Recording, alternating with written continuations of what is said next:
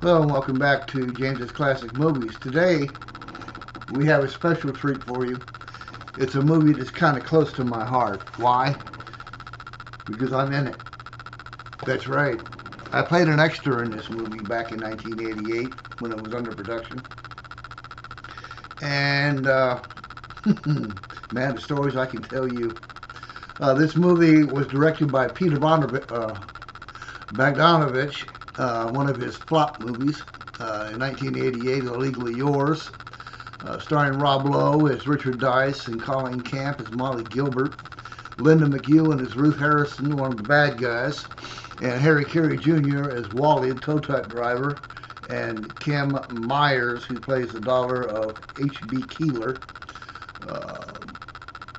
a baron of some type, a big to-do guy in St. Augustine, whose house just happens to be the Castile.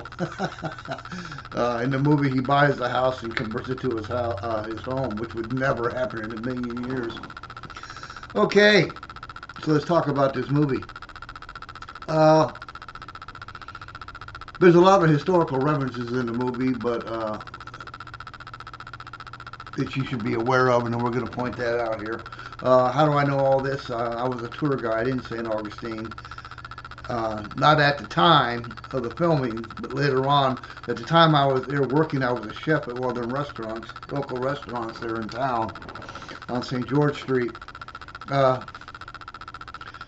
St. Augustine was founded in 1513 by Ponce de Leon, or Don Juan Ponce de Leon, and then officially established in 1565 by Don Abeles Mendez.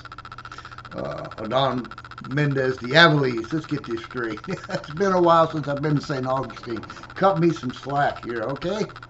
What else I want to tell you? Now, this picture is about Rob Lowe. He didn't finish college, so he decided his luck up north in Winston, North Carolina, only to come home one day and find his girlfriend in the arms of another person, or having an affair with another man. And he jumps into his car, and thing breaks down, so he hooks up with a tow truck driver and brings him down to St. Augustine. Now, the opening part of this movie, why Johnny Cash is singing the opening title song, you'll see the tow truck driving up or driving down A1A South into St. Augustine over the Bridge of Lions. Well, you can't do that coming from the north. Now, if you were coming from Daytona, Florida, which is 55 miles south of St. Augustine, then yes, you could do that.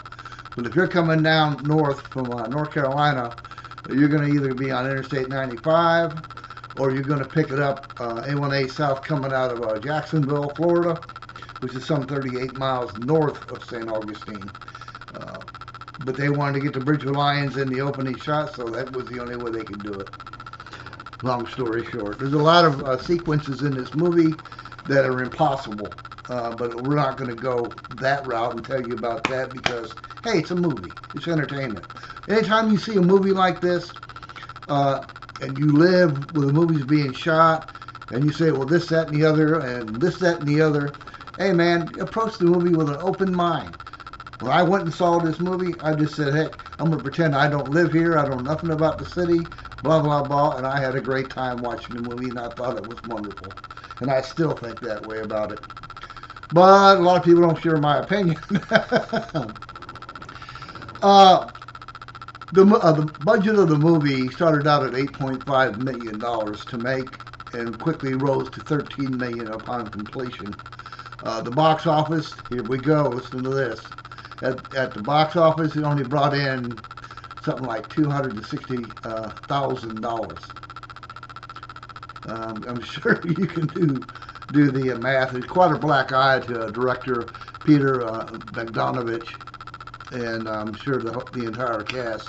The movie didn't do that well, and they certainly didn't do that well in St. Augustine.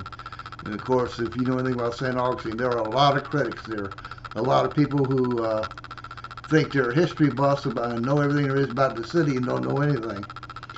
Believe me, I run into a few of them when I was there as a guide. But the movie to me, was a success because I like a good warm picture, and this is what this is. It's a fuzzy comedy.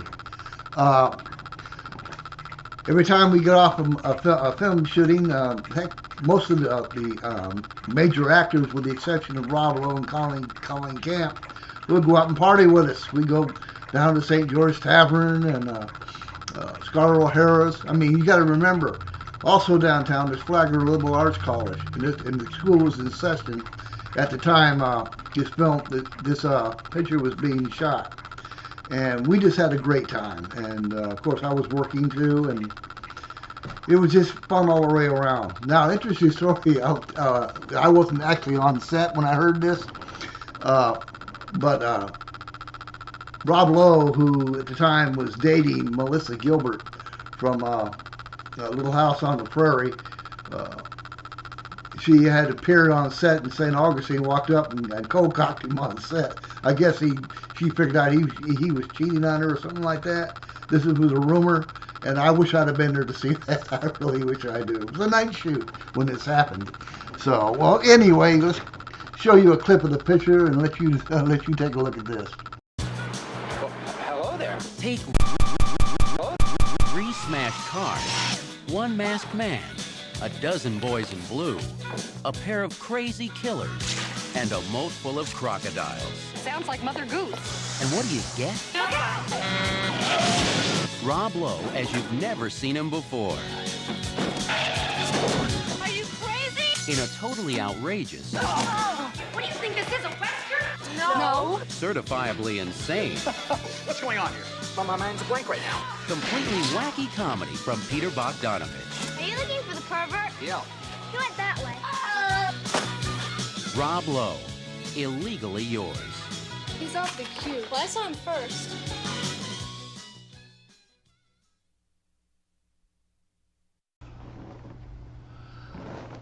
As you can see, it's a funny picture. It just gets outrageous. What happens when Dice comes back from North Carolina, as I told you before, he gets, well, before he gets there, he gets selected for jury duty. And it's a murder trial. The girl who is accused of murder, Molly Gilbert, who played by Colleen Camp, this happens to be Dice's love interest from the elementary school days. He had a wicked crush on her. She was in the 6th grade, and I think he was in the 4th or 2nd or something like that, much lower grade than her. And he had a crush on her when he first saw her, so the crush is still there, and he's convinced beyond a moral certainty and a shadow of a doubt that she's not guilty, and he's going to do some extraordinary investigating on his own, which turns into one class act after another. To my opinion, this movie did not get a fair shake at the box office. Marketing wise, whatever, I mean, $260,000 didn't do this movie justice. But like I say, don't take my word for it. Pick up a copy or rent it on Netflix or what are your favorite DVD platform or wherever you buy DVDs, and give it a shot. I'm positive that you will find that this movie is both entertaining and funny. Until next time on James's Classic Movies, you have been watching Illegally Yours. Also, I want to mention, too, Kim Myers was a student there at Flagler College when she got selected to play Susie Keating, or Keating, their daughter of Hal B. Keating, who is supposed to be the owner of the fort, which he's converted into a home. And other shots around St. Augustine, such as the Leitner Museum, Zoraida Castle, St. Augustine, Alligator Farm, Ripley's Believe It or Not, the oldest schoolhouse, all these beautiful places, the Fountain of Youth. And if you have not been to St. Augustine, Florida, I urge you, your next trip to Florida, going to Disney World or something like that, stop over into St. Augustine.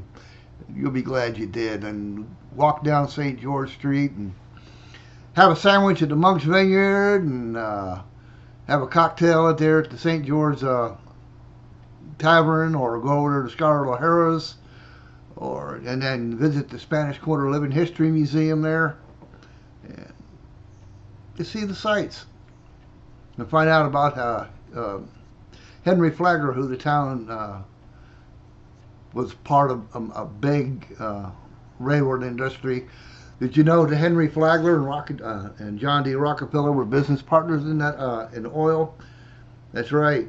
The Standard Oil Company came right through. Well, it didn't come right through. They both owned the Flagler Railroad, and of course it ran through St. Augustine all the way down to the Palm Coast there, and wound up in Flagler County, way down there where Flagler's house was. And a lot of interesting facts to learn about Florida, and a lot for a lot of states that you may want to visit. Of course, I could sit here and talk all day about St. Augustine, but I don't want to bore you. So we'll see you next time. God bless.